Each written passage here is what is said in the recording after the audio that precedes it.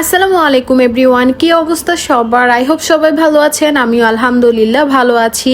ঈদ মোবারক সবাইকে, ঈদের অনেক অনেক শুভেচ্ছা। এইবারের ঈদটা আলহামদুলিল্লাহ খুবই ভালো কেটেছে। আপনাদের সবার ঈদ কেমন কাটলো অবশ্যই কিন্তু আমাকে জানাবেন। আর ঈদের আগের দিন থেকে আমরা ঈদের আনন্দ উৎসব করা শুরু করে দিয়েছি। চাঁদ রাত থেকেই শুরু হয়ে গেছে আমাদের ঈদ। আর কুরবানি ঈদের মজাটা না আসলেই অন্যরকম। রোজার ঈদে তো শুধু ঘুরে বেড়ানো ছাড়া কোনো কাজ নাই, তবে কুরবানির ঈদে অনেক মজা থাকে। ফুল ফ্যামিলি একসাথে কাজ করা হয়। বিশেষ করে আমরা গৃহিণীরা যারা আছে তারা তো সব সময় হচ্ছে এই কুরবানির ঈদ নিয়ে অনেক বেশি এক্সাইটেড থাকে, কারণ অনেক বেশি কাজ করতে হয়। তো কাজ করার মাঝেও কিন্তু অনেক আনন্দও লাগে। এটা হচ্ছে আমাদের কুরবানির গরু। আলহামদুলিল্লাহ দুদিন আগেই হচ্ছে নিয়ে আসা হয়েছে, তবে আমি আশেপাশে যেতেও ভয় পাচ্ছি, কারণ গরু কখন রাগ করে বলা যায় না। যেদিন হচ্ছে আমাদের গরুটা নিয়ে আসা হয়েছিল সেদিন অনেক রাত ছিল, তো রাত্রের বেলায় হচ্ছে আমি একটু করে দেখেই চলে এসেছি। আর এটা হচ্ছে এর পরের দিন, মানে 2 দিন আগে যেহেতু আমাদের গরুটা নিয়ে আসা হয়েছে, আর রাতের দিকে যেহেতু এনেছিল তেমন একটা আমি দেখতেও পারিনি, তো সেহেতু হচ্ছে আমি এর পরের দিন বিকালের দিকে আমি গরুটাকে দেখতে গেলাম। মাশাআল্লাহ আমাদের এইবারের গরুটা অনেক বেশি সুন্দর হয়েছে। বিশেষ করে আমার ছেলে অনেক বেশি পছন্দ করেছে।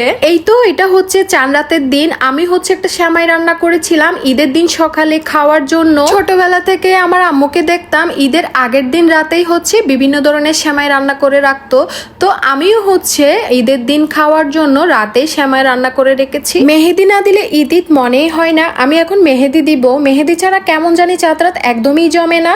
অর্গানিক মেহেদি দিচ্ছি। আজকে জানি না তাড়াতাড়ি কালার আসবে কিনা, কারণ অর্গানিক মেহেদির কালার আসতে 1-2 দিন সময় লাগে। আপনারা কে কে ঈদে 2 হাত ভরে মেহেদি দিয়েছেন বলেন তো? মেহেদি ছাড়া আমার ঈদ ঈদ ফিলই আসে না। মনে হয় না যে ঈদ। ছোটবেলা থেকে আমি মেহেদি পড়তে অনেক বেশি পছন্দ করতাম। ইভেন এখনো যেমন ঈদেই হচ্ছে আমি সবসময় মেহেদি পরে থাকি, আর মেহেদি না পরলে ঈদ কেমন জানি ভালোই লাগে না। আর আমার আজকের মেহেদির ডিজাইনটা কেমন হয়েছে অবশ্যই কিন্তু জানাবেন। এই তো এটা হচ্ছে ঈদের দিন সকালে। ঈদের দিন সকালে হচ্ছে আমি তাড়াতাড়ি ঘুম থেকে উঠেই হচ্ছে আমার হাজবেন্ড এবং ছেলেকেই মসজিদে পাঠিয়ে দিয়েছি। এরপর হচ্ছে আমি চটজলদি করে রেডি হয়ে নিয়েছি, আমার ছোট বাচ্চাটাকেও রেডি করে দিয়েছি।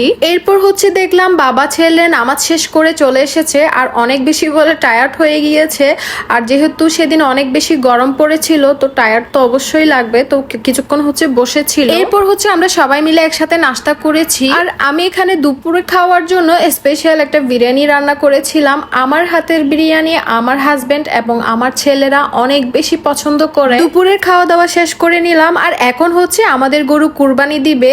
আমাদের হচ্ছে কুরবানি দেয় দুপুর টাইম করে, সবার হয়তো বা সকালের দিকে দিয়ে দেয়, কিন্তু আমরা হচ্ছে দুপুর টাইম করেই কুরবানি দিই। এই তো এখন হচ্ছে আমি সবকিছুই ঠিকঠাক করে নিয়েছি। একদম ভালোভাবে হাতে মাখিয়ে মাংসটাকে চুলায় বসাই দিব। আমার কেমন জানি অন্যান্য বারের গরুর মাংসের রান্নার থেকেও কুরবানি গরুর মাংস রান্না এত বেশি পছন্দ, এত বেশি ভালো লাগে। এটা আসলে একটা আল্লাহর রহমত। আর কুরবানির মাংস না অনেক বেশি স্পেশাল হয়, খেতেও অনেক বেশি ভালো লাগে। আর এই যে শুরু হয়ে গেল গোশত খাওয়া, এখন তো আর থামবেই না। প্রত্যেকদিন সকালে বিকালে দুপুরে এখন গরুর মাংস খেতে হবে। এই তো আমি চুলায় বসিয়ে দিয়েছি। আমার অলমোস্ট গরুর মাংস রান্না করা শেষ। 2টা বড় বড় পাতিলে করেই হচ্ছে আমি গরুর গোশত রান্না করে নিয়েছি। আর এখন হচ্ছে আমার হাজবেন্ডের পালা। আমি সবকিছুই করে নিয়েছি, আর এই কাজটা হচ্ছে আমার হাজবেন্ড করে। আমার হাজবেন্ড আমাকে প্রত্যেকটা কাজে হেল্প করে। আর এখানে হচ্ছে পাড়া প্রতিবেশী আত্মীয় স্বজনদের জন্য বক্স করা হচ্ছে। এরপর হচ্ছে সবাইকে বাসায় গিয়ে গিয়ে দিয়ে আসা হবে।